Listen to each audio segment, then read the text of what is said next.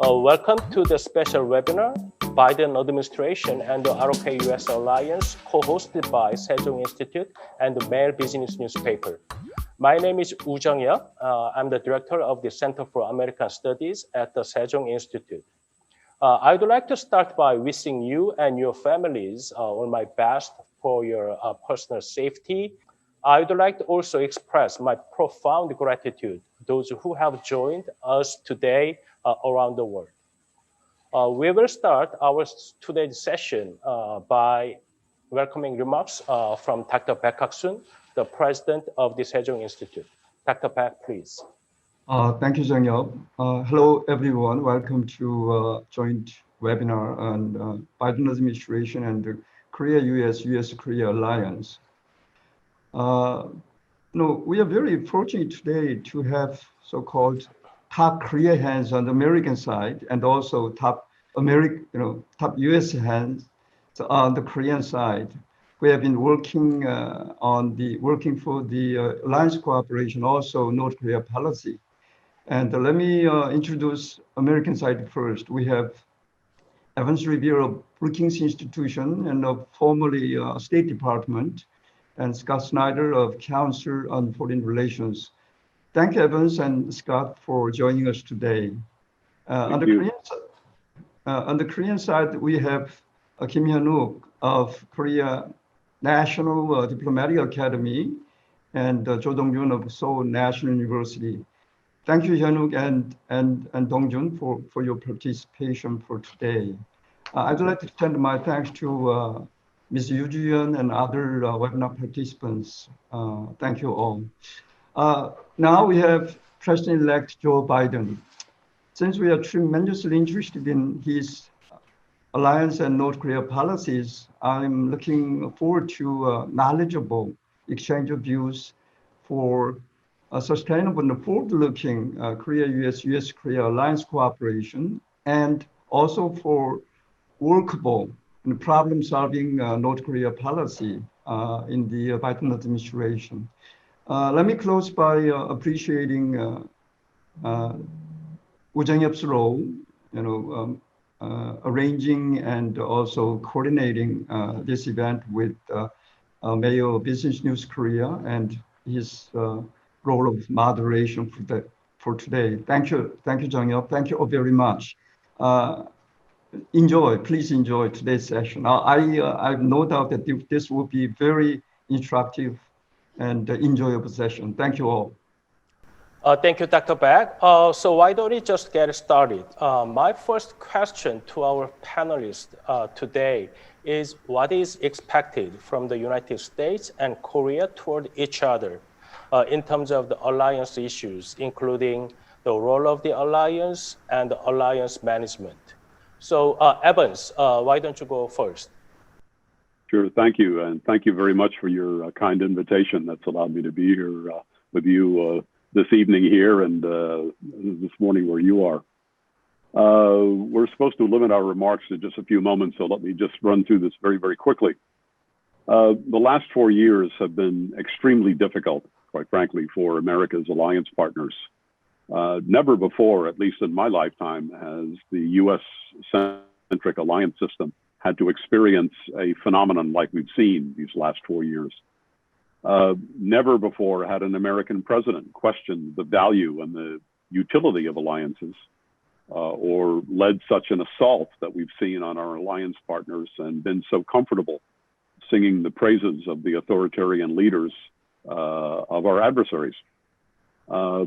President Trump, as you know, reserved special criticism for South Korea, which ironically is the one ally making the greatest per capita commitment to defense, and a country which, of course, feels a substantial force on the front lines in a way that no other ally does. The SMA, the burden-sharing negotiations, showed very starkly how Trump viewed this relationship as, quite frankly, a purely transactional one, and how he saw US forces, as some people criticized him, as essentially mercenaries for hire. The implicit threat to withdraw troops if he didn't get his way was particularly disturbing, since if the United States were to follow through on such a threat, South Korea's security might be compromised. But the good news is that President Biden's election now provides a mechanism to end all of this and put the alliance back on a proper and predictable and cooperative track. Biden has already made it very clear that he will not engage in extortion, that's the word that he used, to reduce U.S. troops. He's said many times that he will place a special priority on alliances, and I think that is indeed going to be the case. It seems certain that the new administration is going to be prepared to bring the SMA talks, the burden sharing talks, to a smooth conclusion. And in that regard, I hope Seoul will continue to demonstrate its readiness to conclude the talks on a win-win basis, because I think such an agreement is achievable, and it's achievable very quickly in the coming administration. On the question of troop levels, South Korea should, of course, make known its concerns to the Biden team. And I think the Biden team will be sympathetic to the idea of maintaining a strong deterrent force on the Korean Peninsula. There's also the issue of THAAD, where I think we can expect the United States to continue to press for a full deployment and support for the deployment of that system. That's particularly going to be the case if North Korea were to test a long-range missile in the coming months, which is something that I'm concerned about. On OPCON transfer, to be very frank with you, there is little support in official Washington, including among many of the people who I suspect work on the Biden team, for the idea of an early transfer. And I think it would be prudent for South Korea to move very cautiously on this. On the Quad plus 4, the idea of cooperation regarding China and the Indo-Pacific, I think the Biden team is well aware of Korea's dilemma vis-a-vis joining any coalition directed at China. The Biden administration, I think, is highly unlikely to pursue a sort of a you are either with us or against us approach. And they will manage differences with China, I think, much more skillfully than the Trump administration did. But, and this will be my final point here, I think Seoul needs to find a way to demonstrate that it recognizes that it shares the values and principles that the United States and other partners are advocating as they seek to build a free and open Indo-Pacific region. With those initial comments, let me just stop right there. Thank you. Thank you, Evans. Next, Professor Cho, please. Okay, thanks for the invitation. In most part, I agree with Mr. Rivera's point. So in terms of the alliance management, it would be quite smooth because the President-elect Biden is an expert in dealing with ally. So burden sharing issue, it would be quite, I'm quite optimistic about the burden sharing issue. Also the troop level management and the operation control, the transfer of operation control, well, it would be somewhat problematic because the South Korean government need the early transfer of operation control. And meanwhile, probably United States will be hesitant about this issue. And in the Pacific issue, where probably, I agree with Mr. Rivera's point, probably United States would not push for South Korea to choose the one of them. But I want to add some point about the last point Mr. Rivera mentioned. He mentioned the value and the threat perception. So in terms of the value sharing and threat perception, we might see some differences between two administrations. So probably in terms of the alliance management, it would be good, but problem is the starting point, whether we share the same value, whether we share same threat perception, it would be quite problematic. So probably two administrations need some time to adjust about the value sharing and the threat perception sharing. So it would be quite some challenging. Thank you, Dr. Zhou. Scott, please. Yeah, I'm in substantial agreement with Dr. Zhou and with Evans. The way that I would express the shift, though, is that under the Trump administration, it's been the alliance management issues, the internal issues between the US and South Korea that have been the flashpoints for the greatest potential conflict. But in a Biden administration, I think it's going to shift back to the contextual issues. And of course, that's related to threat perceptions. And it's really going to be the contextual issues that are going to be the biggest opportunities, but also the biggest challenges for the alliance relationship. And one thing about the situation where Trump is removed from the equation and the US shifts back to a conventional alliance posture is that I think it actually means that to the extent that we see cracks in the alliance, it's going to be primarily attributed to the challenge of the Moon administration adapting to a return to normalcy on the part of the United States. And I think that actually puts the onus on South Korea to try to take into account a Biden approach and worldview as part of a conventional American foreign policy and one that returns to an emphasis on values. And I see three main gaps between the US and South Korea that I think that we can work through, but it's going to require some effort. One is on the relative emphasis between the US and South Korea on deterrence of North Korea versus peace as the centerpiece for policy. A second area is going to be on whether or not the Moon administration feels that it can meet elevated expectations within the Biden administration for coordination towards China. And of course, that is going to be reinforced by the values orientation, by President Biden's emphasis on democratic values and like-mindedness between allies. And the third area is that we all recall that the Obama administration emphasized trilateral coordination among the US, Japan, and South Korea. And Tony Blinken, actually, who is rumored to be a likely key advisor in the Biden administration, really was the lead for institutionalizing trilateral coordination among the US, Japan, and South Korea.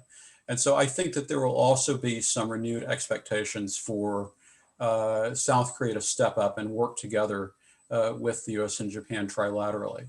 And then I would just say the big opportunities for expanded cooperation are going to be related to frontier areas,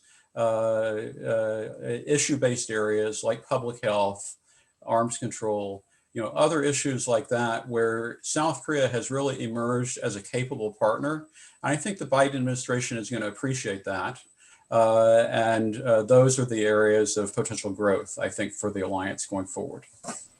Thank you, Scott. Dr. Kim, please. Yes, thank you for inviting me to this valuable session. I really had a good chance to listen to good experts' opinions about the U.S.-South Korea alliance. First, I think I'm very happy that Biden became the president because he is willing to restore and rebuild the alliance. President Trump has screwed up the alliance for 4 years.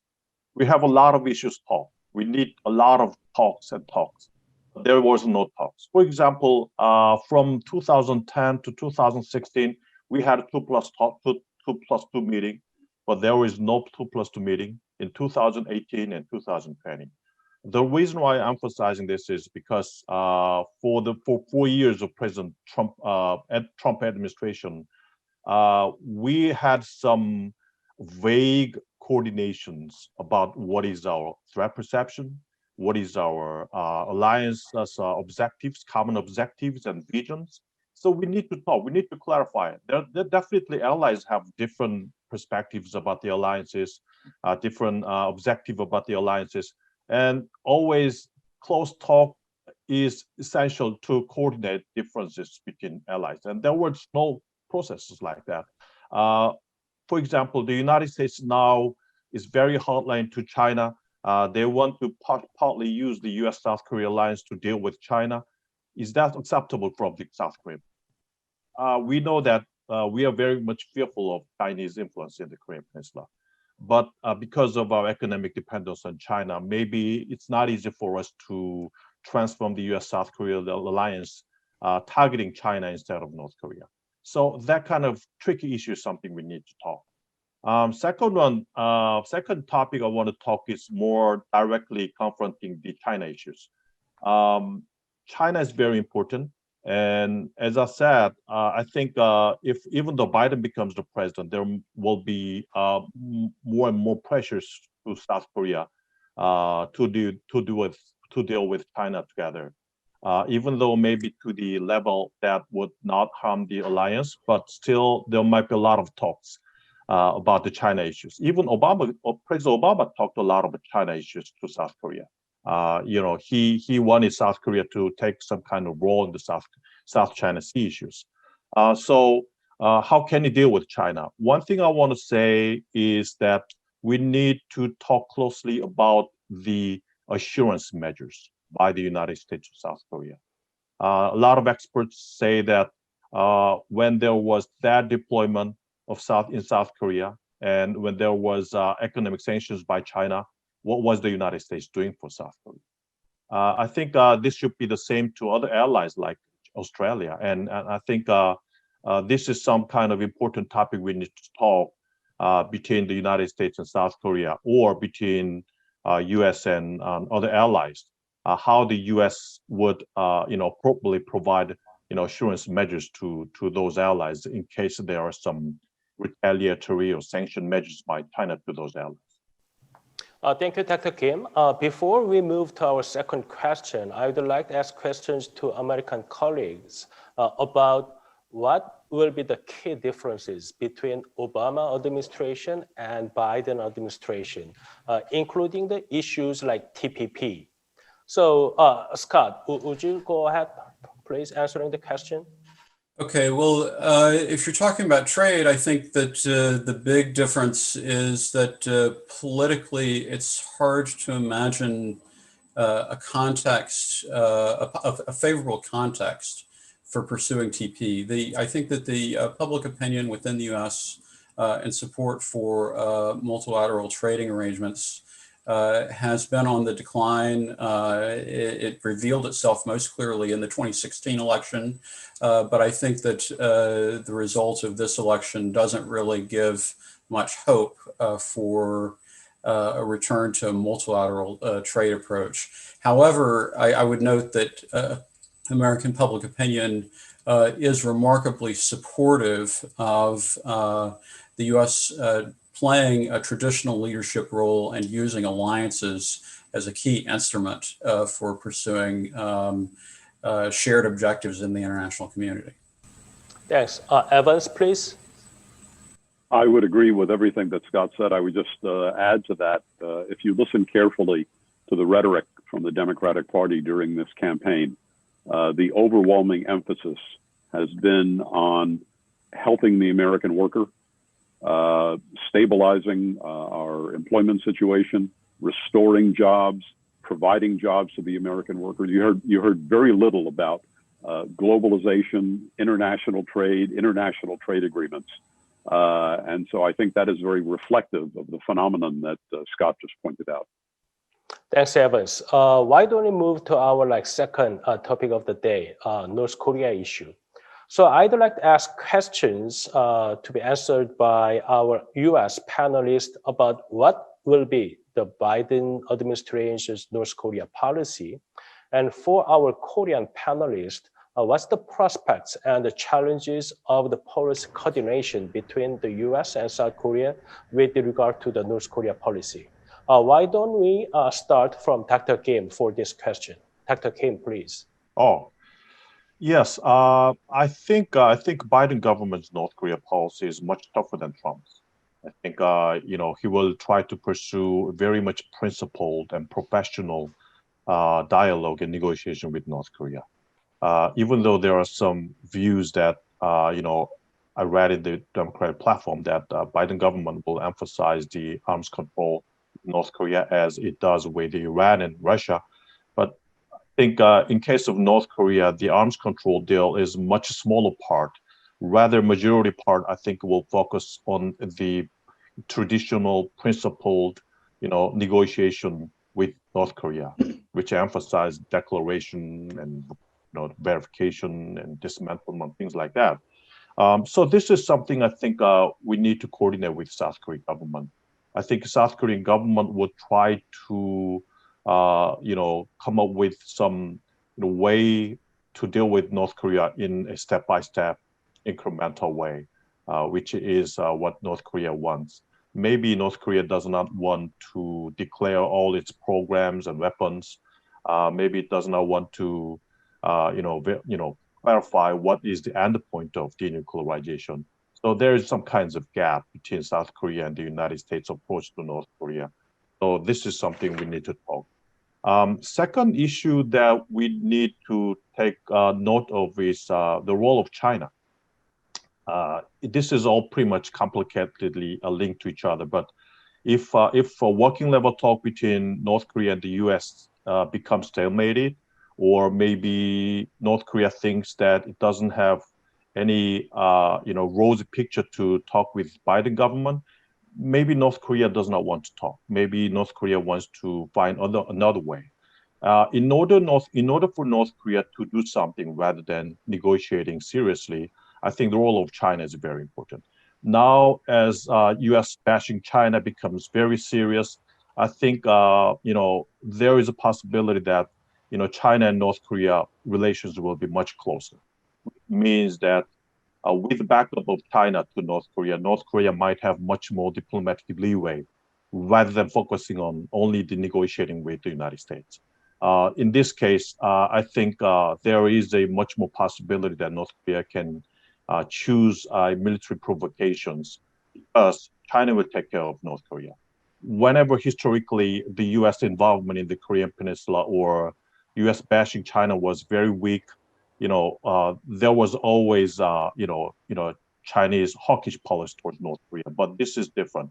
U.S.-China competition will make China think differently because, denuclearization, rather than denuclearization, I think from the Chinese perspective, stability in the Korean Peninsula and the North Korea-China relationship, which will be much more important to China.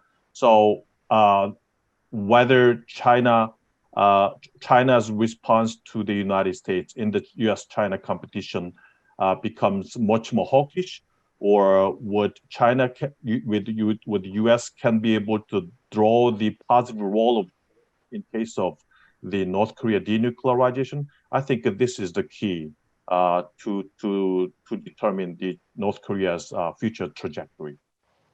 Thank you, Dr. Kim. Scott, please.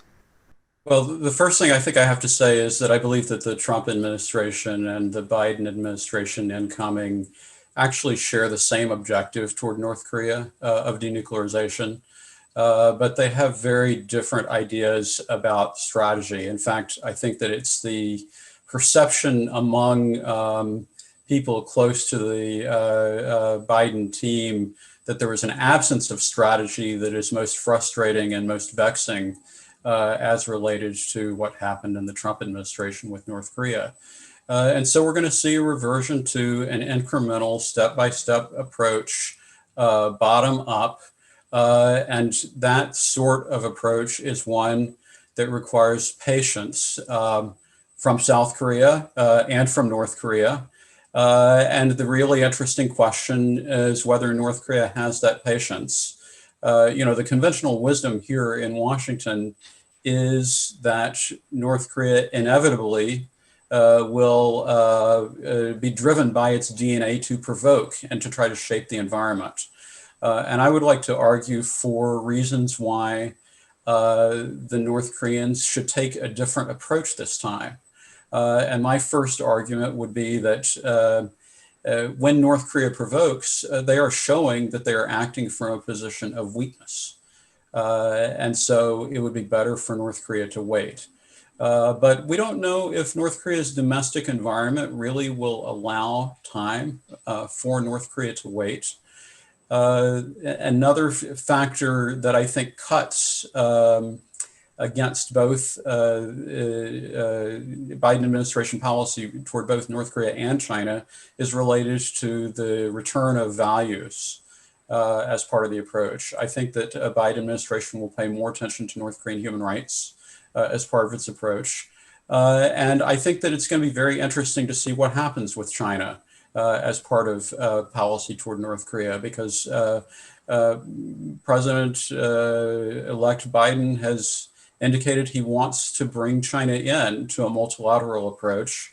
I'm skeptical as to whether China can be brought in a constructive fashion.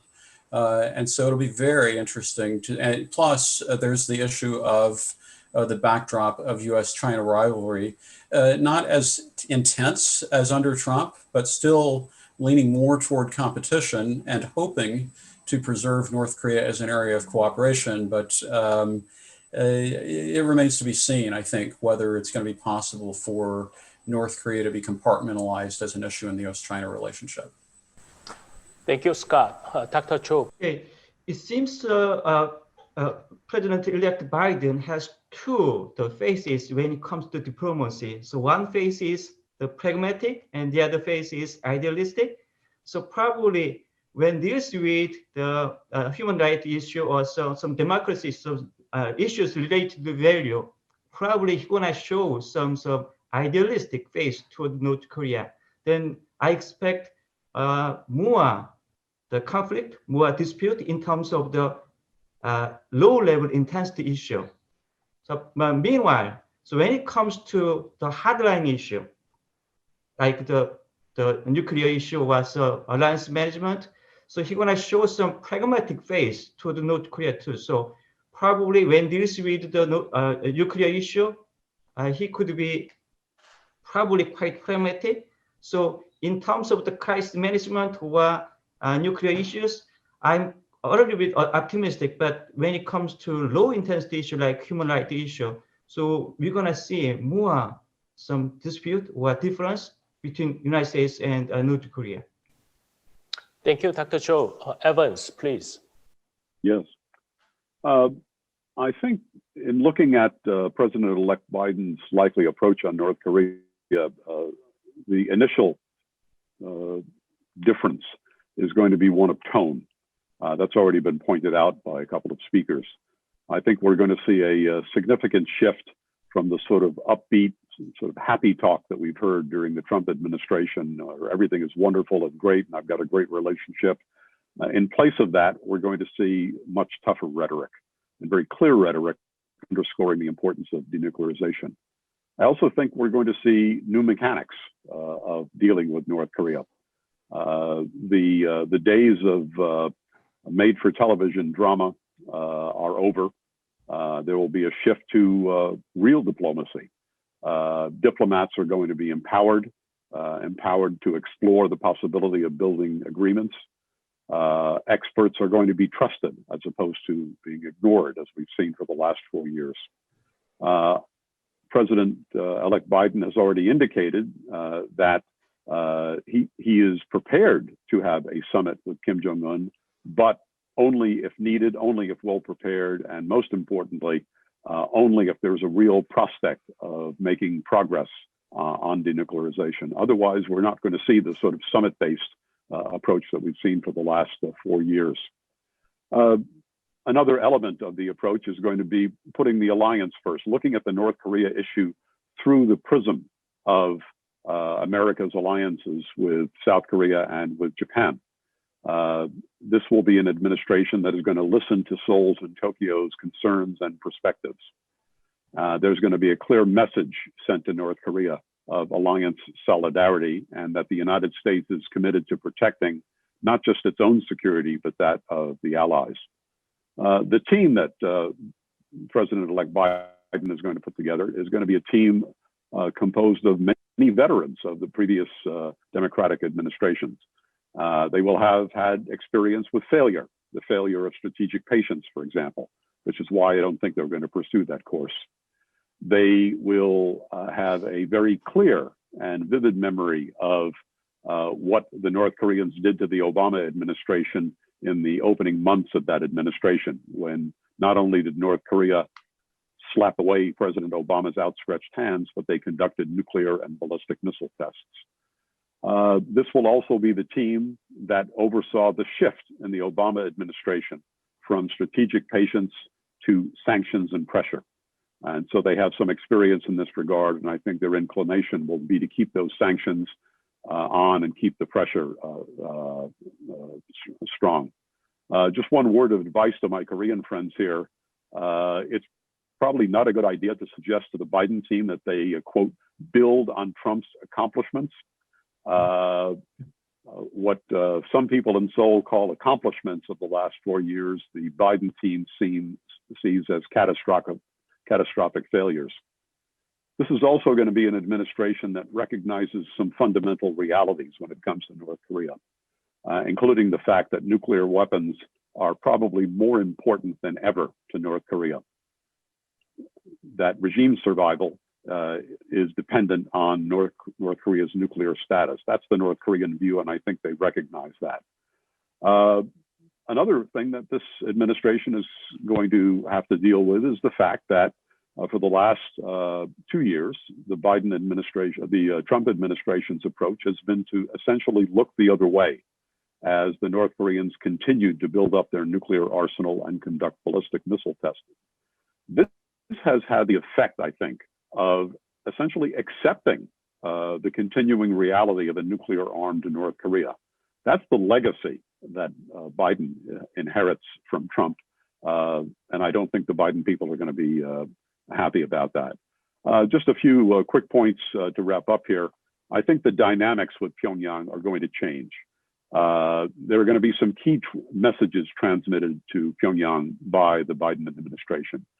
The number one message is that denuclearization is going to remain the US bottom line, that there's going to be no tolerance of provocations, that the United States is prepared to defend its interests, its allies, and US territory, but at the same time that the door is open to dialogue, and that the United States is prepared to deliver inducements and rewards as part of negotiations, but only if North Korea takes irreversible steps towards denuclearization.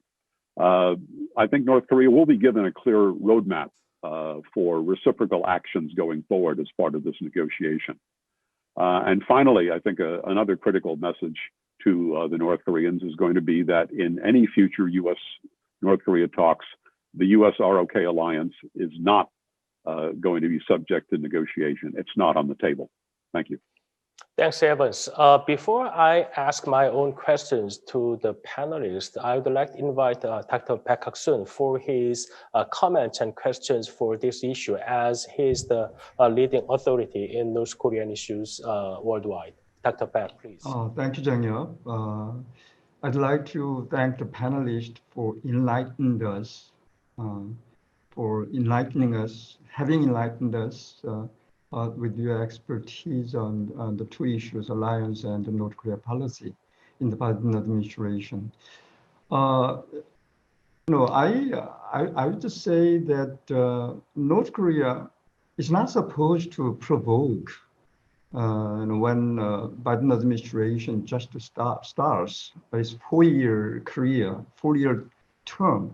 You are not supposed to confront the Biden administration because of two reasons. Number one, North Korea is totally focused on economic recovery and development on the sanction regime, as we all know. And secondly, after Hanoi, they've decided to tackle the United States, the relations with the United States, whatever problems in the relations with the United States in the long-term perspective.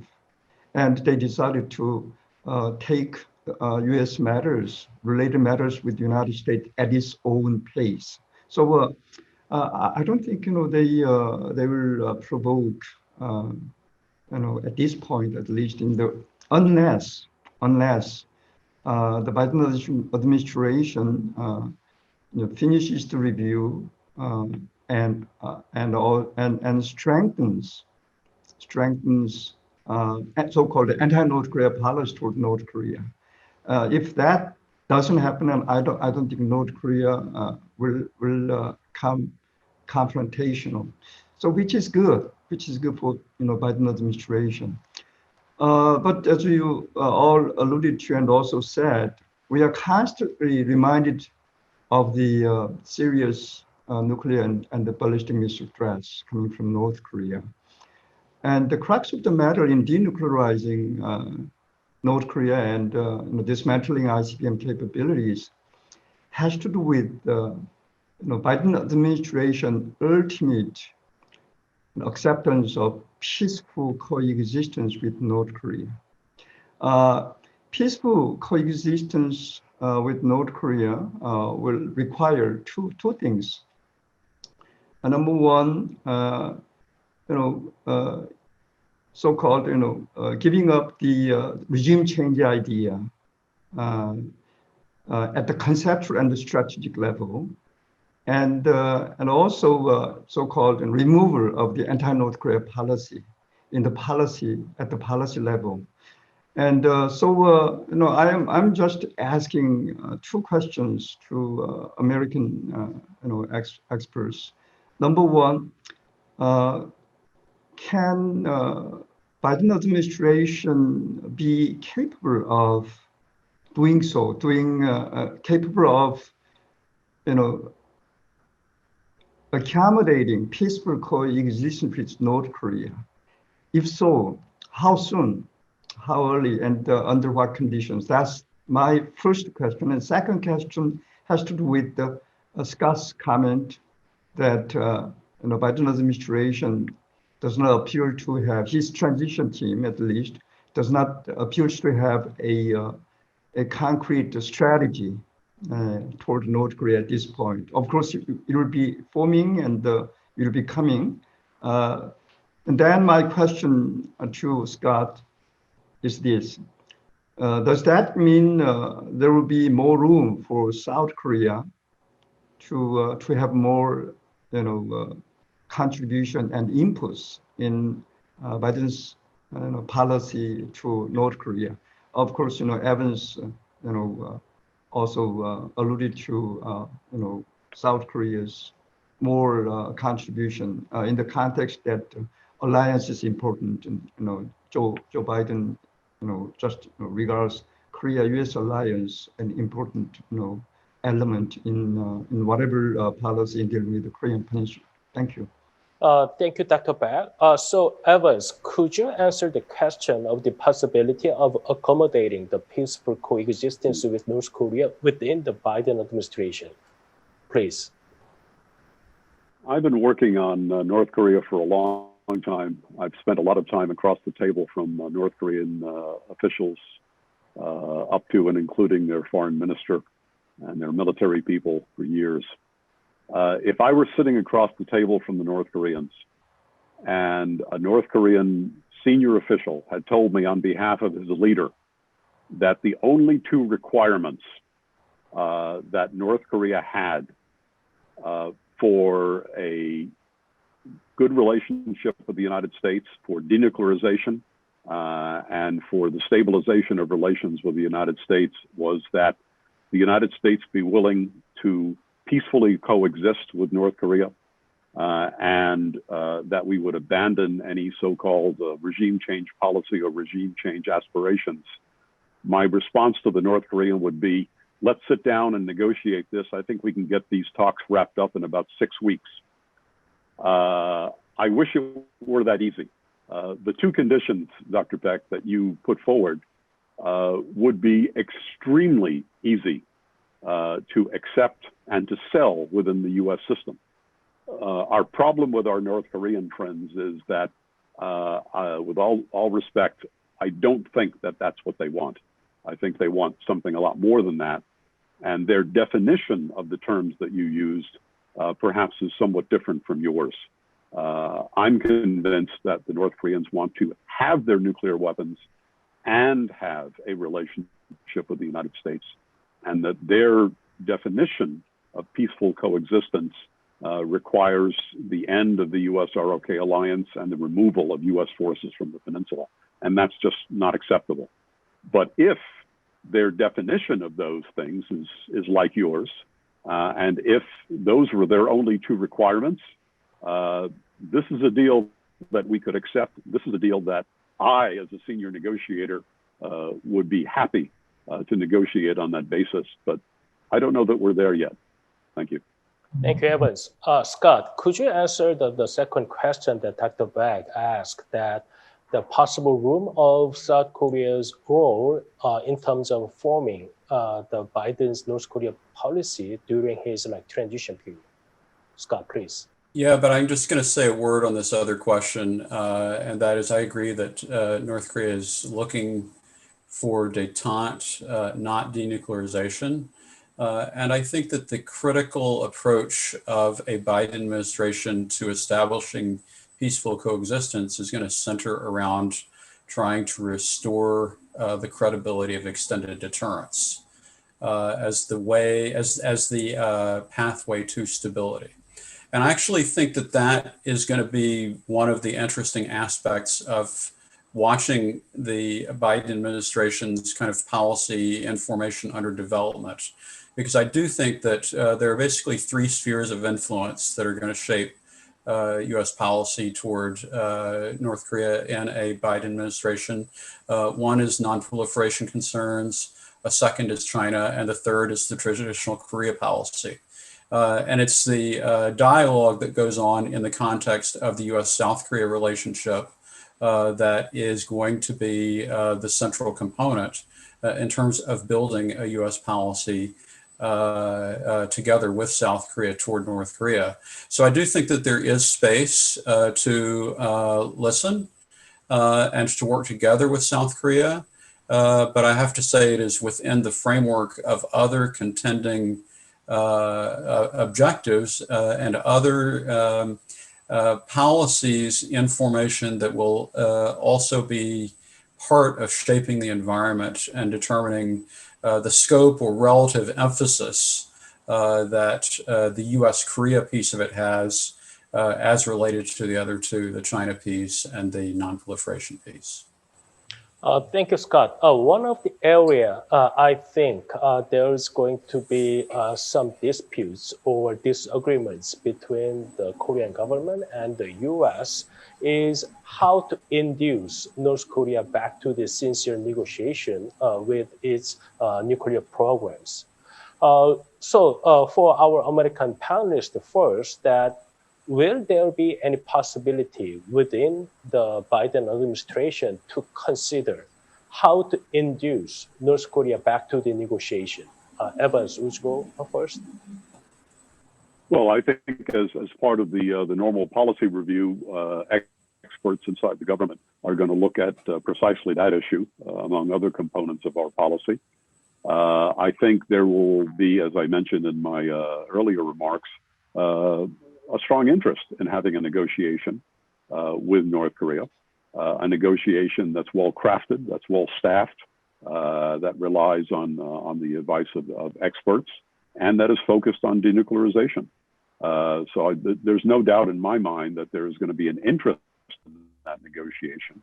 But in terms of inducements or incentives, I don't think there's much of an appetite, quite frankly, among most of the experts I know, many of whom I think would probably be considered for positions in the next administration, for priming the pump, so to speak, or putting things on the table in advance of any substantial steps that the North Koreans would take.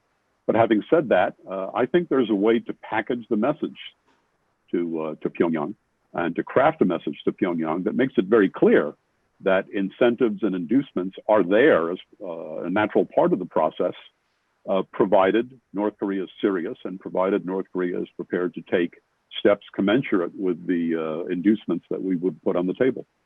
Scott, please. Well, I would actually argue that the place that some people, some advisors to the Biden administration would want to start is by essentially trying to pick up the pieces from Hanoi and do a step-by-step approach that tries to get a cap and freeze, basically the small deal. And I think that actually that would probably be a course that would be well supported by the Moon administration. The question basically becomes, has North Korea moved on? They certainly have signaled that they have moved on, but that's their public rhetoric. And so I think we have to wait and see. A lot of the discussion that we're having is a discussion that ultimately is going to be shaped by the fact that North Korea has choices to make, and how North Korea makes those choices with regard to engaging with the Biden administration and what North Korea is willing to talk about is going to have a major, I think, influence on how the situation develops going forward. Thanks. For our Korean panelists, including Dr. Baek, I would like to ask questions. The role of South Korea to have North Korea come back to the negotiation with the Biden administration. So why don't we start from Dr. Baek, because he already. Just one quick, follow-up question. Donald Trump's achievement in North Korea policy is regarded as a catastrophe by Biden people, as you pointed out. And then the question is, the Biden administration will accept the Singapore joint statement or not, which Singapore agreement is it looks like a very good first stepping stone, jumping up to the ultimately complete denuclearization and dismantling of ICBM capabilities. So before our Korean panelists answer the questions that I just raised, I would like to go back to our American colleagues to answer the questions just raised by Dr. Baek. Scott, you want to go ahead first? Sure. I don't know, but I think it's possible. I mean, it's basically all we have to work with at this point. Okay. Evans. I've got a rather different view. I remember I was in London during the Singapore summit, and an enterprising reporter managed to get a copy of the Singapore joint statement before it was actually released and sent it to me. And I was reading it as I was having my morning coffee in London, and I got to the bottom of the page and then tried to scroll to the next page and found nothing, and then discovered that that's all there was. And that was problem number one. Problem number two was discovering language in that joint communique that was North Korean language, denuclearization of the Korean Peninsula. And we all know what that means, and it doesn't mean the denuclearization of North Korea. To me, that was astonishing. And those two things were reflective of that entire process in Singapore. And I think my own portrait of what happened in Singapore it was a picture of really chaos and incompetence with a lot of pretty wrapping around it. But it was a real disappointment. And I think many of the people on the Biden team that I've talked to share that perspective. Yes, going back to our Korean panelists about the question that I raised about the South Korea's role in terms of having North Korea back to negotiation with the Biden administration. Dr. Cho, please. Okay, it seems North Korea, it has its own understanding toward the United States rhetoric. So if you go back to North Korean understanding about the United States, well, I could say it is not objective, it is biased. So all South Korean government can do is delivering information and delivering the sincere intention from the United States. That's all, probably that is all the South Korean could do. Probably helping North Korea to be in the negotiation. Thanks, Dr. Cho. Dr. Kim, please. Yes. Before I answer your question, I agree with Evans. I think that the content at the Singapore summit is very important, but always the problematic issue became what specific content should be. There was no CVID, which was expected from the United States and South Korea, I think. The complete denuclearization is good, but how to define it always became problem. So details are always in the, evils are always in the detail. So that's the problem. I think the Korea's role, I think for now, important thing is that South Korea should talk to the Biden camp to deliver message to North Korea, not to make any military provocation. That's very important. Because now inside North Korea, complicated, maybe think about the North Korea-China relations. So maybe Kim Jong-un might not be patient enough. And maybe he can bring some military provocation, which will be the make the dialogue mood totally disappear. So wait and see what Biden comes to North Korea with. That's the most important thing. And that's the message that the United States has to deliver to North Korea. Two brief things that I want to talk to. I'm just thinking that two important things should be considered when you talk to North Korea. First, is Kim Jong-un ready for economic opening measures? So-called the reform and opening measures. If Kim Jong-un just want to get the economic support and just to get rid of a part of nuclear weapons, that's very meaningless. That's not meaningless for North Korea itself. So is Kim Jong-un ready for economic reform and opening measures? That's the first thing we have to consider. Maybe ask Kim Jong-un directly. The second one is that, I mean, it's not easy, very tricky when we come up with some negotiation with North Korea and more detailed talk with Kim Jong-un about disarmament, mutual disarmament, negotiations. South Korea-US alliance gets harmed easily. Maybe part of the Yongbyon or total Yongbyon destruction might require, part of the U.S. forces in Korea reduction or extended deterrence to be damaged. So that's very tricky issues. How to deal with these both issues to be balanced each other. That's something we need to, take into account.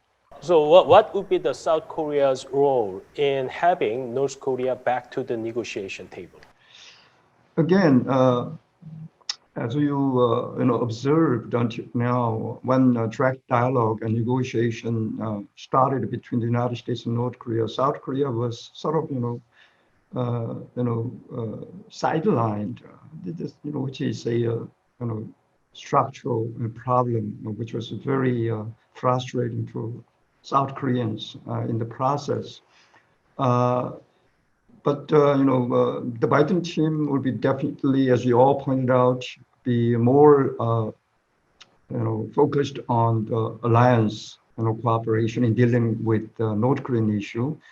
And I think North Koreans, you will eventually realize that South Korea's role will be more and more, because United States is not sidelining, last sideline South Korea's ally in dealing with North Korea. So once North Korea will recognize, that the potential, South Korea will be demonstrating in dealing with North Korean issues. I think, of course, we don't know how early it will be so or not, but there will be more room actually for South Korea to bring North Korea back into the negotiation, where we could consistently persuade and pressure North Korea to play a good role in denuclearization and peace settlement of the Korean Peninsula. Thank you. Thank you, Dr. Bash.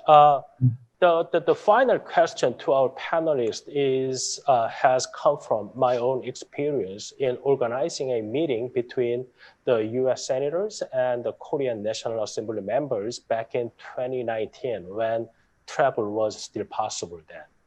The question was that I think it's one thing that respecting your allies, but it's a different whether you have the same idea on the alliance. So during that meeting, that the U.S. senators who are considered to have important posts in Biden administration emphasize whether South Korea can share the same threat perception that U.S. has. I think basically the question is about how South Korea is going to view China. On the while, that South Korean National Assembly members want to discuss more on North Korea issues.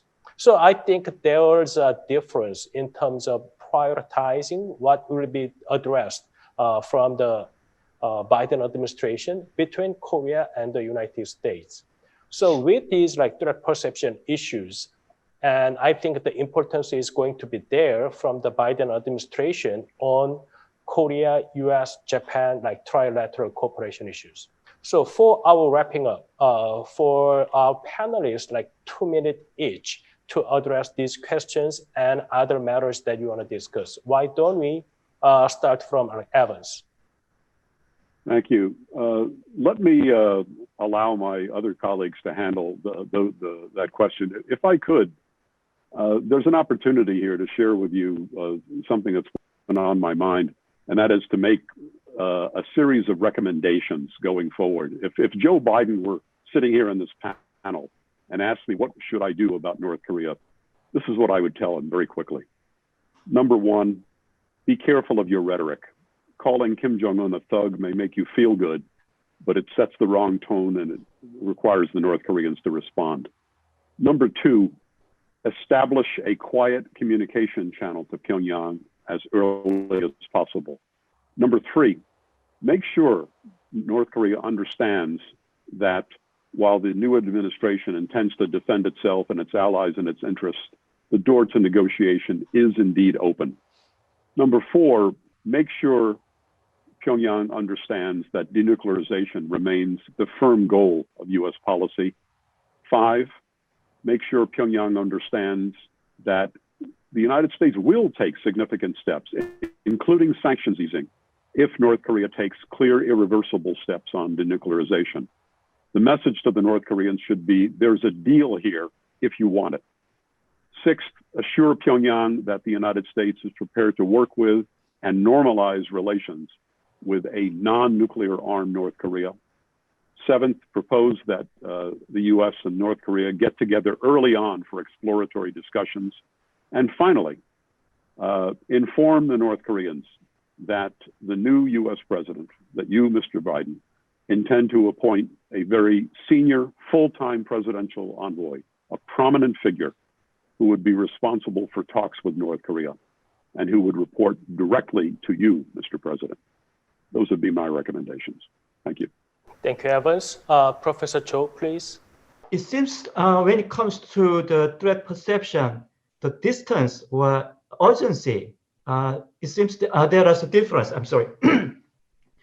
So when, as long as the threat from China, like imminent to South Korea, the South Korean government try to take some distance from the joint